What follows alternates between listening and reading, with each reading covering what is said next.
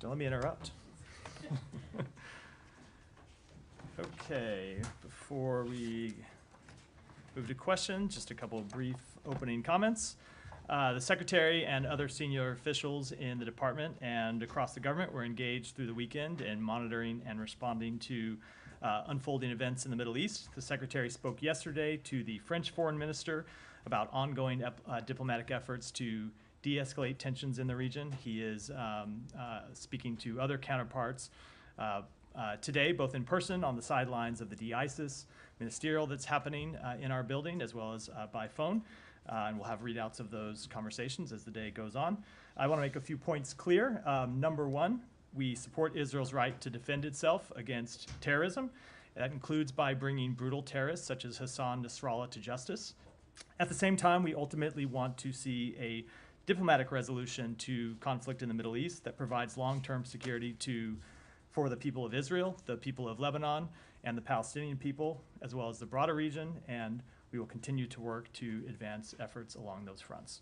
With that, Matt. Right. Okay, well, just first, can you give us an idea of who he plans to talk to? He was on the phone when I walked down here with the UK foreign minister. Sorry. He was on the phone with the UK foreign minister. We'll have a readout of that later today, as well as others. I don't have a full list, but he's doing some of our conversations on the margins of the ministerial today, and then others will be phone calls. But those go beyond what was on the schedule, which was like Kuwait and the ones that are on the public schedule, and then I wouldn't foreclose others that are just opportunistic as he sees people here in the building. Okay. Is he going to be speaking with any Israeli officials?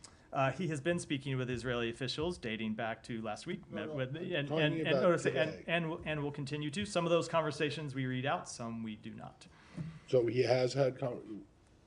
Is it accurate to say that he has had conversations today with Israeli officials? I don't know that he has had any yet today, but he will continue to engage with Israeli officials. And then so what is your understanding of what Israel is planning to do or not to do?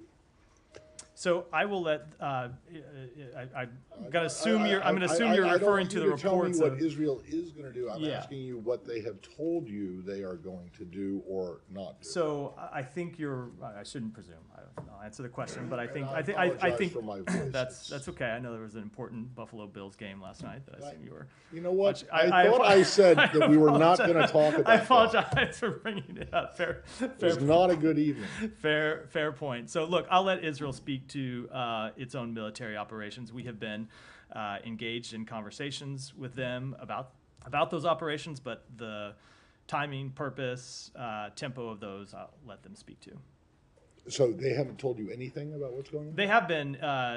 We have been in conversations. They have been informing us about a number of operations. I've seen reports about ground operations. We've had some conversations with them about that.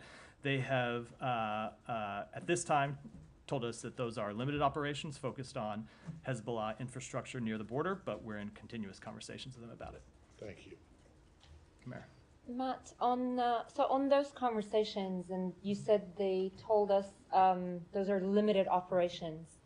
Does the U.S. have some sort of a red line or an ideal description of success for Israel's operations that it's sort of talking with Israel? Like, this comes across as like pretty open-ended. I'm trying to understand whether U.S. is trying to limit it to, I mean, how will you know that these are limited incursions? How will you ensure it doesn't sort of escalate further? So I'm going to keep our conversations with the government of Israel private. These are conversations that we have had with them going back months, where we have been clear about what we believe is the best way to ensure that Israeli citizens can return to their homes and that the citizens of Lebanon can return to their homes.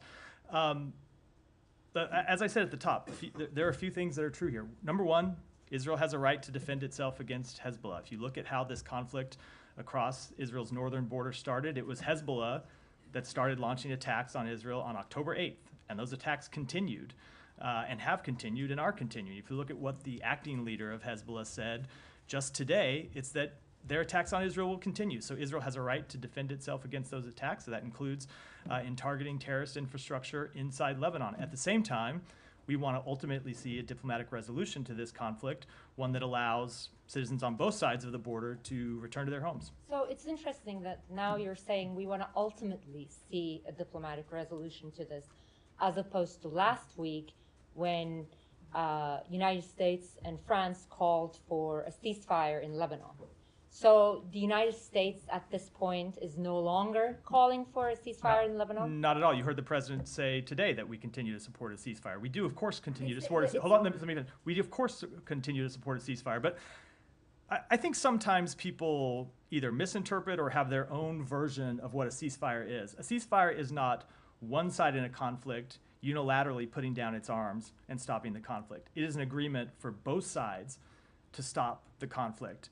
And in this case, what we have proposed is a 21-day ceasefire where both sides would stop attacking the other and we would reach a diplomatic resolution. And we are going to continue to engage with our Israeli counterparts, with Lebanese counterparts, and with other countries around the world to reach that objective. But at the same time, there are a couple other things that are true as well, which is that number one, military pressure can at times enable diplomacy. Of course, military pressure can also lead to miscalculation. It can lead to unintended consequences, and we're in conversations with Israel about all of these factors now.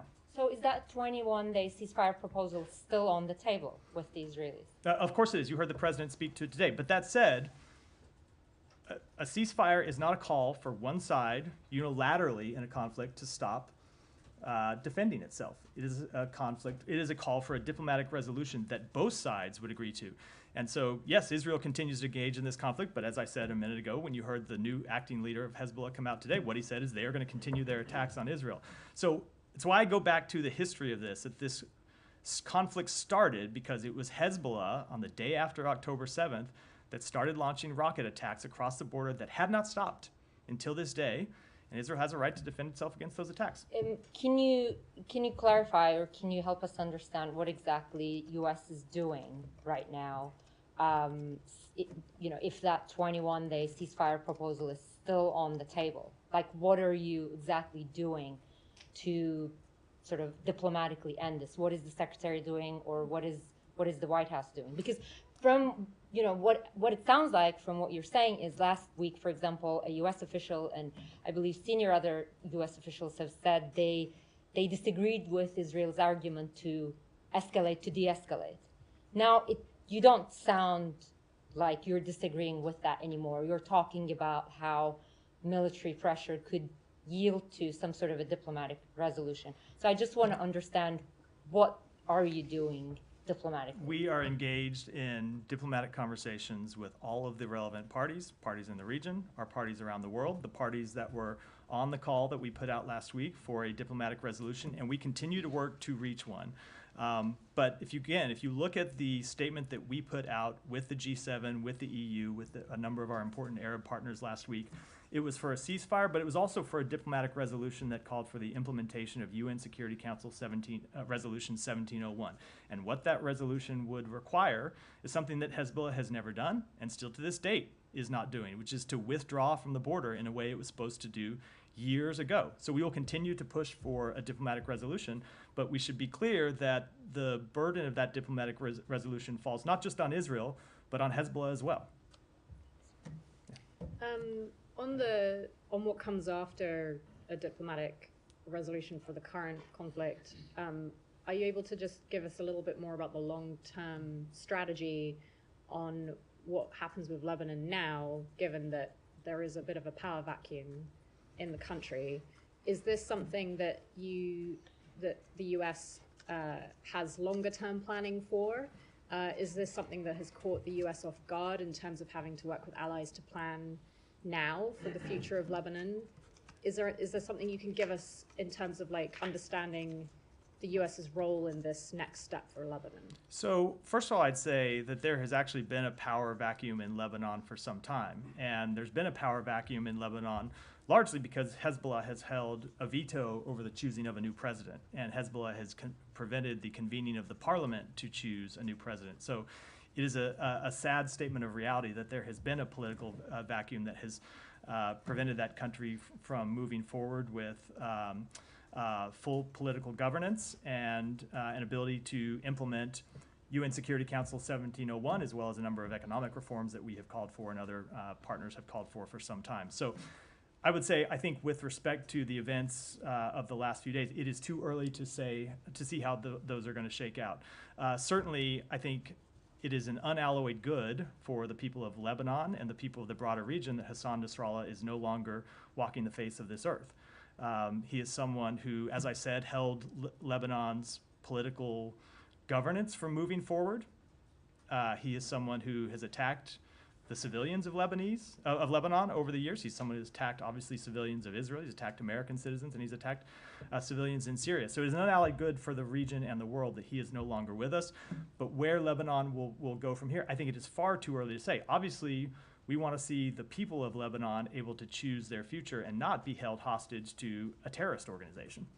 And on the talks last week on the sidelines of at the UN General Assembly in New York, was there any? Would you describe it as a miscommunication between the Israelis and the US about a ceasefire being something that they would also want to work towards, or is that? So I don't think I want to characterize it. We put out the statement that we made with our partners, in full coordination with our partners. We, at the same time, were having conversations with the government of Israel and with the government of Lebanon. They obviously weren't a party to that statement, or you would have seen their name on it. But it was one that we took in conjunction with our other partners. And ultimately, what we saw Israel do, took 24 hours, but ultimately what we saw them do is say that they welcomed our efforts and they shared our aims, which is a long-term diplomatic resolution. Now, what happens between now and getting there, I think it's too early to say, but that is ultimately what we're going to try to bring about. And can I just ask a last one on Gaza? There was reporting in the Israeli press a few days ago about Yahya Sinwar, that there wasn't any communication with him in the last couple of weeks. The secretary also spoke about this last week, saying that Hamas is not engaging right now. Can you give us any update on the efforts there, talks? So with respect to the first question, when it comes to Sinwar, I don't have any update on his condition at all, one way or the other. When it comes to talks, though, what the secretary was speaking to is the fact that, several weeks ago, we were quite public about the fact that we had presented a bridging proposal that tried to get both sides to yes, and there were a number of implementing details that we needed to work out. And we were in a place where we were looking to present a further proposal that would bridge those remaining differences. And what's happened over the past several weeks is that the mediators that discuss these issues with Hamas, so Qatar and Egypt, have not been willing to get them to engage, have not been able to get them to engage at all. They very much, Qatar and Egypt, have very much been willing, but had no party at the other end of the line willing to engage substantively at all in these proposals. So the reason you have not seen us put forward this proposal is we can't get a clear answer from Hamas of what they're willing to entertain and what they're not willing to entertain. So that's why the secretary made those comments. We're going to continue to try to work it, but it goes back to the point I made about ceasefires in the context of Hezbollah. To get a ceasefire, you need parties on both sides that are willing to discuss the issues with you and ultimately make decisions. This is not to say that Israel has fully accepted a ceasefire. Obviously, we know they have tough decisions to make, but the issue over the last few weeks has been that Hamas has been unwilling to engage. And finally, are the Israelis still at the table if that? We are still engaged with the Israelis on the question, and we had been, this process I spoke about where we were discussing the remaining issues with the mediators, we had been doing with Israel. And we had been discussing with Israel how we could get by the various differences and had an ongoing back and forth that would inform the proposal that we intended to present. So that process has been ongoing, but it has stalled on the other side. Okay. Yeah. Can I ask about plans for NEO, or is the State Department's view that there are still viable commercial options out of Lebanon for American citizens? Bless you. There are still commercial options that are available. They are limited, of course. We have been in contact with American citizens. We have urged American citizens to fill out the intake form on our website to receive information. We've heard from a number of American citizens, and we are working with them to provide them updates about commercial flights that are available. We are working with airlines to address requests by U.S. citizens to depart Lebanon by providing additional flights with seats for personnel purchase, and we're exploring other options, as we always do in these circumstances, but I don't have anything to announce today. Yeah, So wait, I suppose. so what was the answer to his question? I said it was a full answer about the things that we are Well, doing, no, and we he are asked about a exploring. NEO. So we are not evacuating. Let me just be clear. We're not evacuating American citizens from Lebanon at this time. We always conduct a prudent planning process. We have been doing that for some months, going all the way back to October 7th. But at this time, there's still commercial options available. All right, and when you talk about how the embassy is working, and again, excuse my voice, when you talk about commercial options for flights, in the past, or back in 2006, a large majority of the people who left under your auspices left on ferries. Is that also? I don't want to say what options are or not under consideration. At this time, there are commercial options available. We are exploring other Flights. commercial flights available. Yeah. We are exploring other potential options should we need to, but it's not a decision we've made as of yet. Thanks. No, sorry, I said go, Kai. The 21-day ceasefire proposal you say is still on the table. Is that is that the focus of U.S. diplomatic efforts right now, or are you also pursuing other diplomatic solutions to what we're seeing between Hezbollah and It Israel? is the focus of our efforts, linked, of course, as we made clear when we made the proposal in the first place, to a broader diplomatic resolution. The idea of the ceasefire was not a ceasefire just for a ceasefire's sake. It was a ceasefire to give space to pursue a broader diplomatic resolution that would include Hezbollah pulling back from the border, so Israeli citizens and Lebanese citizens would feel safe to return to their homes. And to be clear, you've still not received a direct Israeli response to that proposal, because Netanyahu first threw cold water on it, then his office put out a statement, with some openness to a U.S. role in bringing down tensions there, but not responding to the proposal. So we don't know what Israel's response still is to that. Is that right? We have been engaged in ongoing discussions with them about the proposal. Okay.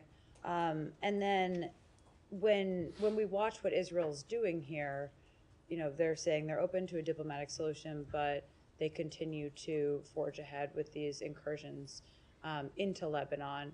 Is it the U.S. view that it is productive for them to be continuing to carry out their military campaign against Hezbollah while you're trying to find a diplomatic solution? So as you heard me say a moment ago, look, we recognize that at times military pressure can enable diplomacy. That's true. Is that the case now? That's true. I will say it is also true that military pressure can lead to miscalculation. It can lead to unintended consequences. We are in conversation with Israel about all of these factors. These are decisions that they have to make for themselves. No one else can make them for them. What we're going to continue to communicate to them is that while we support their right to defend themselves against terrorism, we support efforts to ensure that Israeli citizens can return to their homes. Ultimately, we believe a diplomatic resolution is the best way to accomplish that. And you won't say if the military pressure that they're applying now is productive or concerning and unproductive and could lead to a miscalculation? I'm not going to make an assessment, no. Hiba, go ahead. Matthias Naim Qassem went out and said today that they will not stop attacks.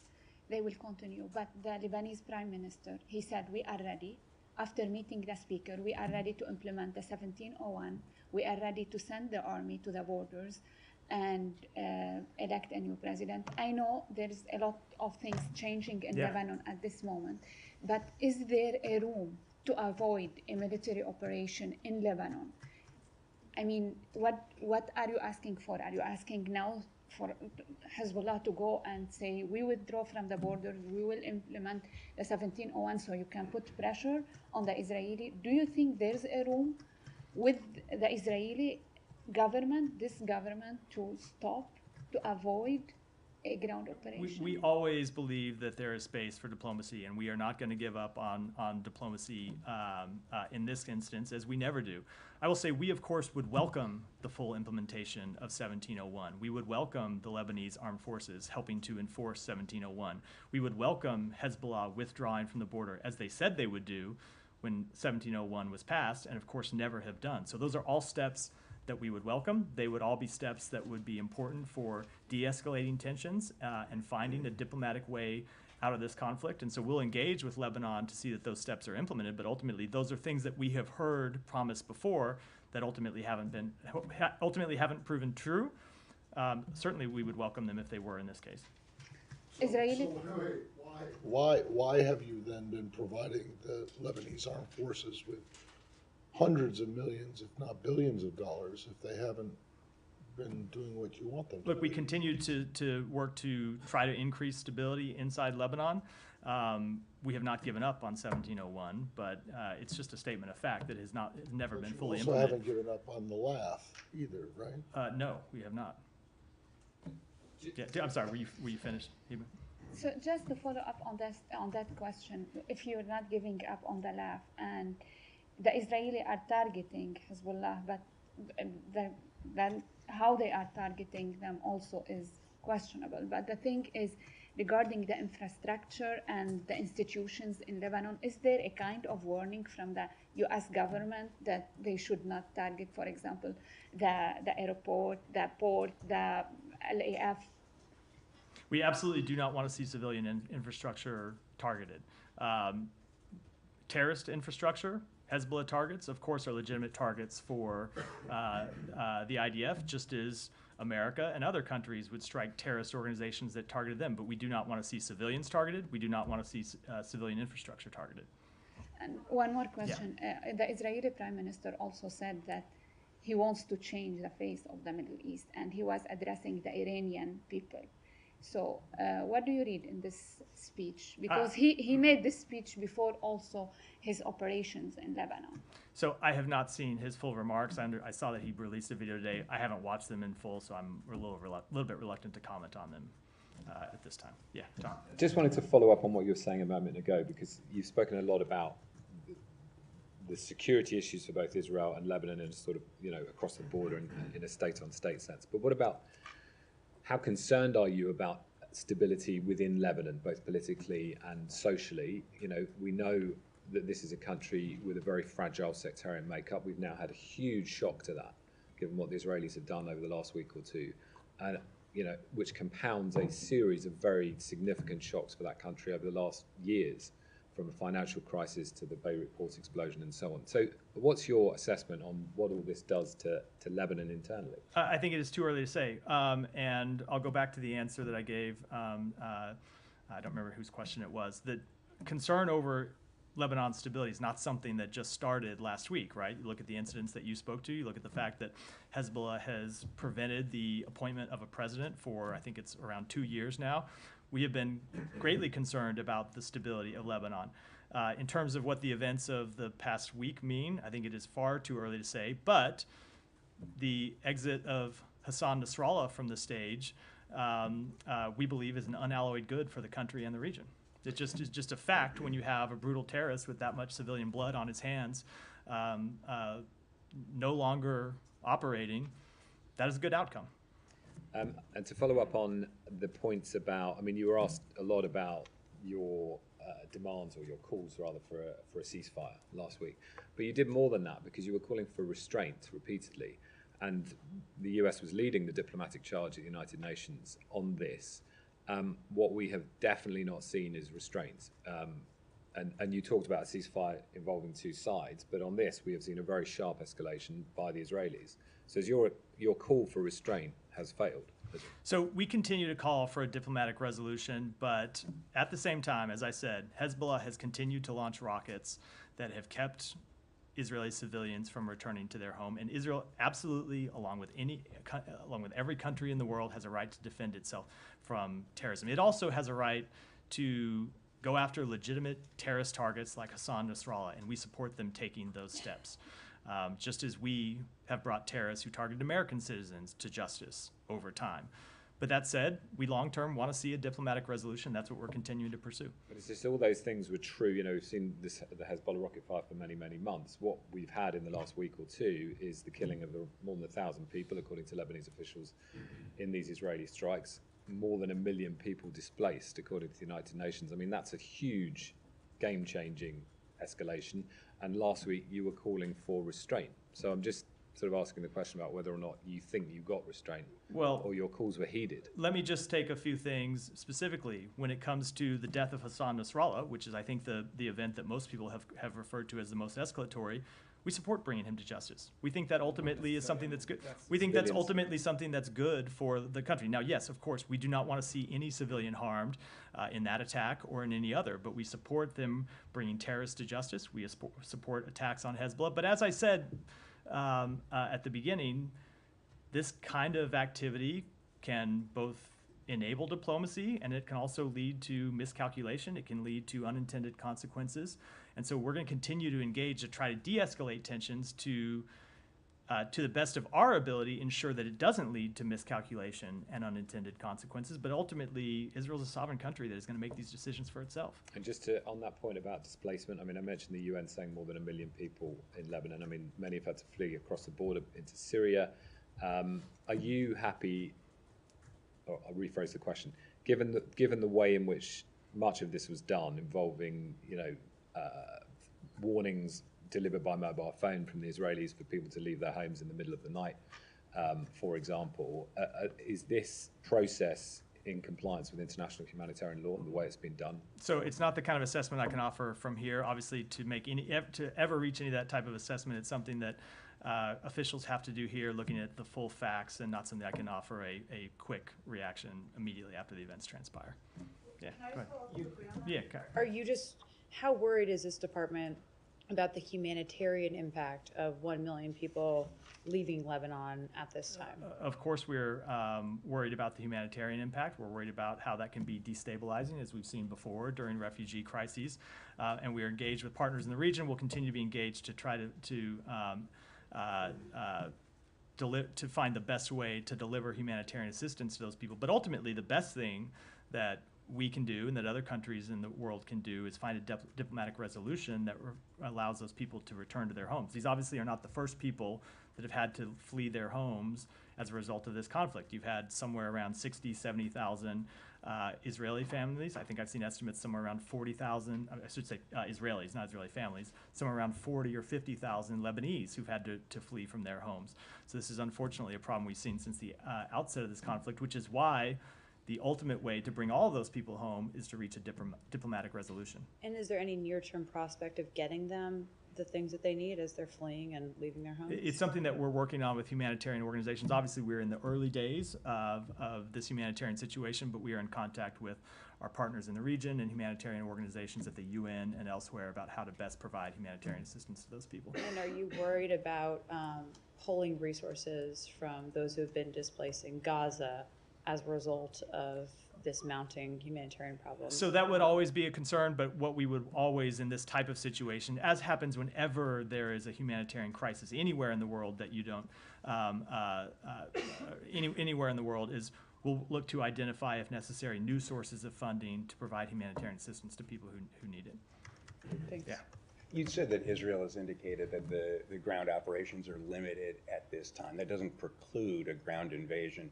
And there are experts inside and outside the U.S. government that say Israel appears poised for a ground invasion. Is that not what you see? So I'm just going to speak to what our understanding is of their operations at this time. I'm not going to speak to what steps they may or may not take in the future. They'll have to speak for themselves. And if I could follow up on what you were talking about earlier, Netanyahu is actually expanding the war. So despite U.S. calls for diplomacy, as you mentioned earlier, ceasefire, he's expanding it not just into Lebanon, but also into Yemen. Is it safe to say that he's simply ignoring U.S. concerns? So let me take a little issue with the way you frame the question. Israel did not attack Hezbollah first. Israel did not attack the Houthis first. In both those cases, those were responses by the government of Israel to attacks from terrorist organizations. So they struck Hezbollah after taking months and months of rocket fire and last week missile fire, drone fire from Hezbollah. When it comes to the Houthis, they have been on the receiving end of attacks, including in recent days from the Houthis that they were responding to. So they, like every country in the world, have a right to defend themselves from terrorism. Now, the way they do it matters, ensuring that they do so in a way that doesn't, that avoids miscalculation and doesn't needlessly increase tensions. That is the type of thing we will continue to be in conversation with them about. But I think we ought to just be clear about the facts of what happened. Sure, but I mean, you have mentioned that the U.S. has counseled restraint. I mean, have you seen any restraint? So I'm going to just go back to what I have spoken to, which is we want to see a diplomatic resolution. But when it comes to restraint, we also support Israel's right to defend itself against terrorism. If the United States was on the receiving end of a terrorist organization launching rockets at us, we would defend ourselves against that terrorist organization. If that was Hezbollah, if that was the Houthis, if that was Hamas, I can guarantee you those are steps that we would take. Those are steps that just about any country in the world would take. Now, the way they do it matters. The fact that they need to be smart and strategic matters, and we're going to continue to talk with them about how best to accomplish those goals, but they absolutely have the right to defend themselves against ongoing attacks from terrorism. Understood. One bit of clarification here. Are the Houthis currently a designated FTO? They are not a designated FTO, but they, Isn't one of the first things this administration did when it came into office to remove the Houthis if from you the recall, we FTO have list? designated them under another Yes, I designation know, that But you're continue under this other designation to refer to them and treat them as a terrorist organization. All right, I just Yeah. want to Yeah, make just- the point that yeah. they are not an FTO at the moment. Sorry. One follow-up on Lebanon, and I will have one more question on the region. You said Israelis told you that this is a limited operation. Can you elaborate more on that? Like, how do you define a limited operation, and how do you define a major operation? So I am, this is not a U.S. definition. This is what they have informed us that they are currently conducting, which are limited operations targeting Hezbollah infrastructure near the border. I will let them speak for themselves about what the operations actually are. And These are limited ground operations. That is our understanding, but again, they should speak to that, not us. Yeah. And today marks the 4th week since the killing of Turkish-American activist Ayşenur Ezgi Egi by Israeli forces in the West Bank. Do you have any updates on the investigation? So we were engaged in recent days with the government of Israel about exactly this question, and we're informed that the full criminal investigation is still ongoing. And have they given you any timeline? I'm not aware of any timeline. It's possible they've given it to other officials, but I'm not aware of one, no. And one more on this. 103 U.S. Congress members have sent a letter to Secretary Blinken and President Biden and the Justice Department calling for an independent investigation into the killing of Ayşenur. Can you confirm if you received this letter, and do you have any response to them? So I'm sure we have received the letter. I'm not aware of it, but I'm sure we have, and we will respond to them in due time through our normal process, as we always do. But when it comes to whether there needs to be a subsequent investigation, we've made clear we want to see the full criminal investigation play out first before we make any other decisions. Just I want to follow up on the limited ground operation. Yeah. You don't want to define it, but what you are against, I mean, are you against the Israelis staying in South Lebanon? Are you against another occupation? I know you don't want to define the limited operation. We want to see a diplomatic resolution, period. And I'm going to leave it at that. Yeah, go ahead. Thank you, Matt. Switching to Ukraine, if I may. You guys put out a joint statement on Ukraine, Russia's annexation of portion of Ukrainian regions. Some of them, Zaporozhye included, was under constant attack, daily attack over the weekend. I'll give you a chance to expand on that. And don't you think that Ukraine actually could be able to prevent those weekend attacks if it had permission to strike back? So I don't have anything to expand on the statement that we put out. But of course, first of all, Ukraine does not need our permission to strike back against Russian targets. They're a sovereign country and can use the weapons that they build on their own, of which are many. You look at the programs that they have put in place over the last year. And then when you look at the weapons that we have provided to them, we've made clear that they can use them to strike back against Russian targets across the border that are launching attacks. So Ukraine does have an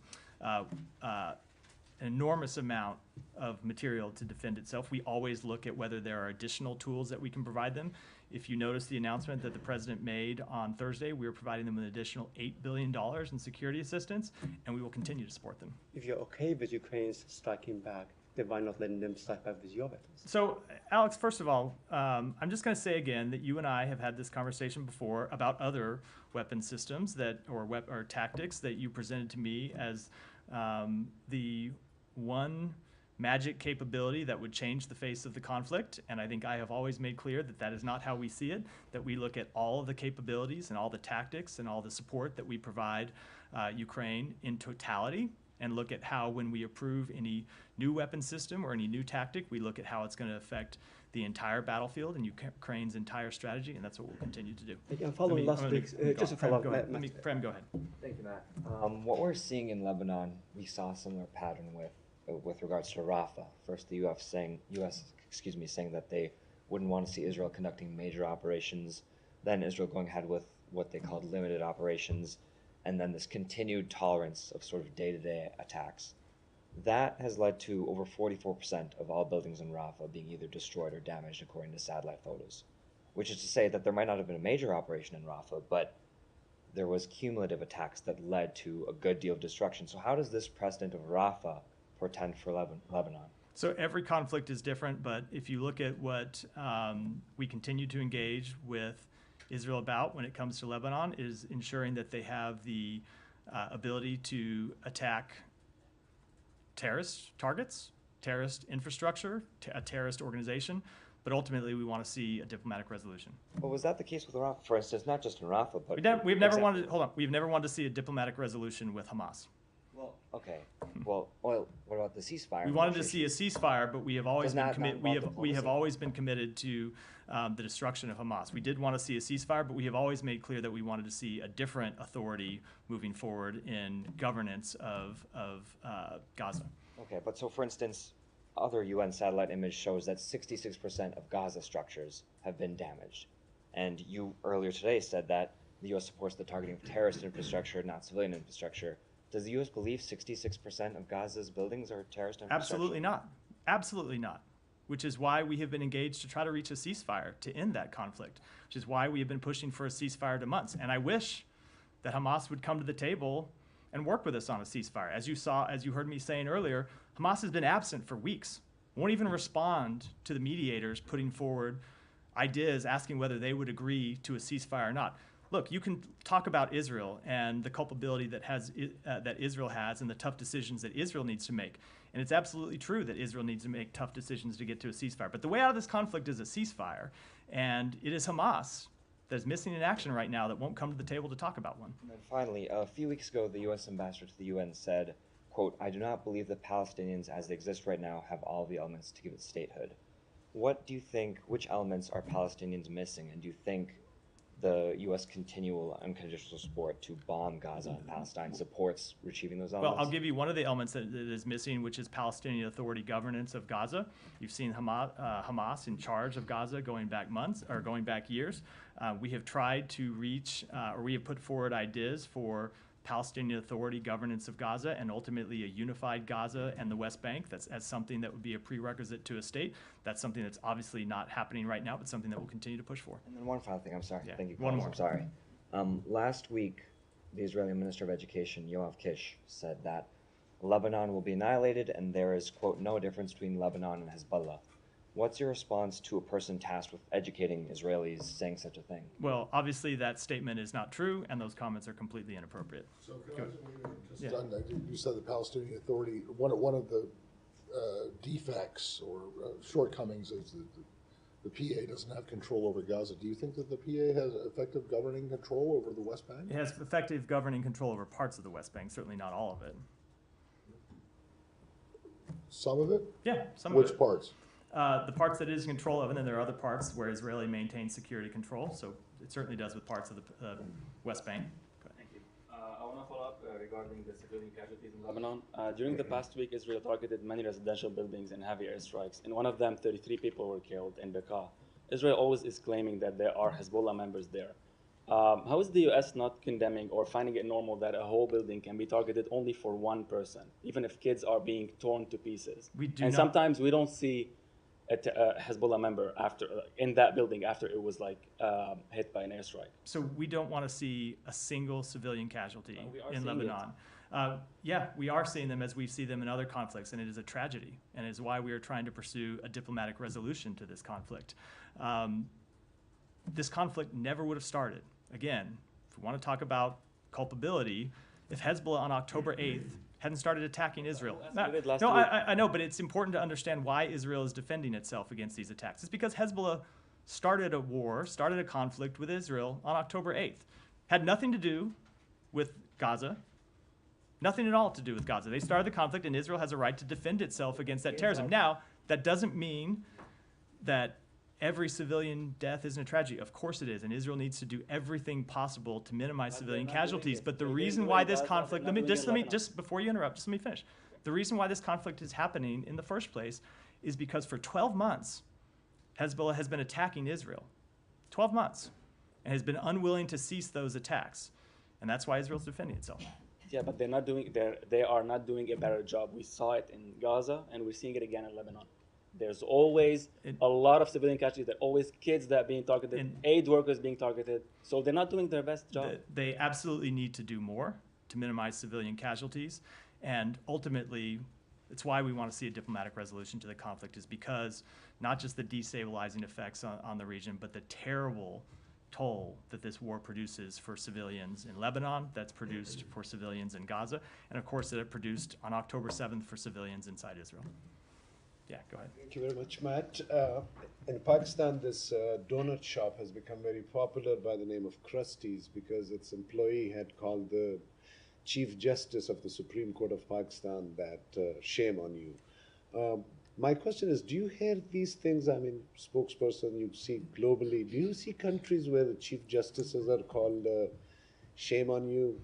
I am not fully tracking the latest donut shop news from Pakistan, I will admit. So, no, but you are in Northern Virginia. I'm not tracking Northern Capitol Hill. I'm not tracking Northern Virginia donut news either, but I'm happy to be educated.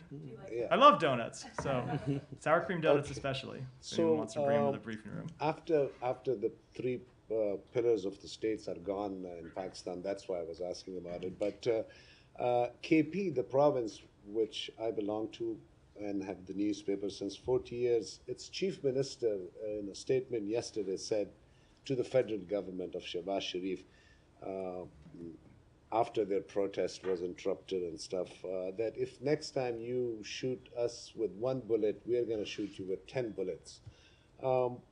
Does these kind of statements worry the U.S. at all about the situation in Pakistan? So I wasn't aware of that statement until you brought it to my attention. I'd want to see it in its full context before I commented. Let me go because we're running out of time. Let me go to your colleague. Thank you so much, Matt. I have three short questions on Bangladesh issue.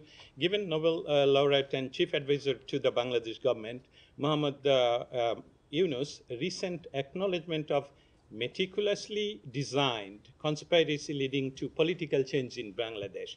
As he said at the Clinton Global Initiative annual meeting, it's amazingly meticulously designed thing. Nothing happened by chance. My question is, what shall be the U.S. government stand on whom to hold responsible for killing of hundreds of people in Bangladesh from human rights perspective? We think there need to be full investigations into the civilians who lost their life during the protests and the crackdown on the protests in recent months. And there needs to be full accountability for anyone responsible. Thank you so much. And there are reports of violence involving the use of armed forces against workers in Ashulia area near Dhaka. These casualties reported also. Given reference in 2014, Chairman of U.S. State Committee on Foreign Relations, Robert Menendez, said on the first anniversary of the Rana Plaza tragedy that Western countries would not buy clothes that are stained with the blood of Bangladeshi workers. Given the U.S. long-standing advocacy for labor rights and peaceful protests, does the State Department have any comments and concern regarding this? And let me take that one back and get you an answer. Last question on press on Bangladesh. Several prominent journalists in Bangladesh, including Shakil Ahmed, Farjana Rupa, Muzammel Haq Babu, Shemal Datta, and Mahmudur Rahman, are reportedly being held in custody without bail. Given the importance of press freedom as a pillar of democracy, does the State Department have any concern on comments regarding the current situation in Bangladesh? We want to see press freedoms upheld in Bangladesh and, of course, across the world. In the back.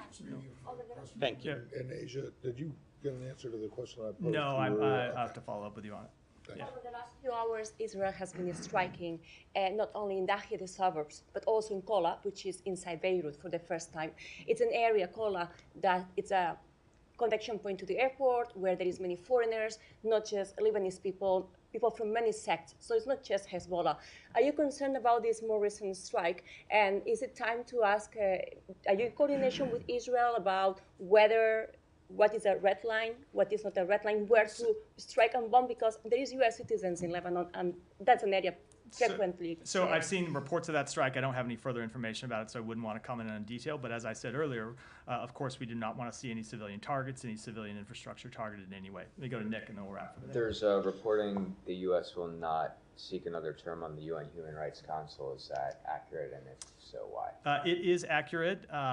We decided not to seek another Human Rights Council, another spot on the Human Rights Council at this time, just because we were engaged with our allies about the best way to move forward. There were 3 seats available, 4 countries that were interested. We looked at the other countries that were running for this spot, Spain, Iceland, Switzerland. All of them are countries with a very strong record of support for human rights. We thought they could carry the flag forward, but we will engage. We will continue to remain engaged on human rights issues and are currently slated to run again in 2028. With that, we'll wrap for today.